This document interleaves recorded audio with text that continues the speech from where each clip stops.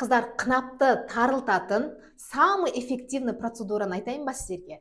Филлер және плазма гель процедурасын бір уақытта жасату керек. Неге? Өйткені филлер бізде қынаптың кіреберісін тарылтады, ал плазма гельді біз қынаптың артқы жағындағы стенкаларына саламыз. Егер сізде опущение болса, первой, второй степени, жатыр орнына жылжып бара жатса, загиб матки болатын болса, жатыр өз орнына жылжиды. Қынапты біз плазма гельмен тарылтамыз. Плазма гельмен қынап тарылады, жатыр өз орнына жылжиды. Мына плазма гельмен, филлермен тарылғаннан кейін сізде мынандай результат байқалады. Егер бұрын сізде ауа шығатын болса, қынаптан сезімталдық төмен болса, либидоңыз төмен болса, сапасы нашар болатын болса, қан айналымы жақсарады, увлажнение береді. Егер сухость болатын болса, воспалительный процесс болса, бізде плазма гель противовоспалительный эффектісі бар.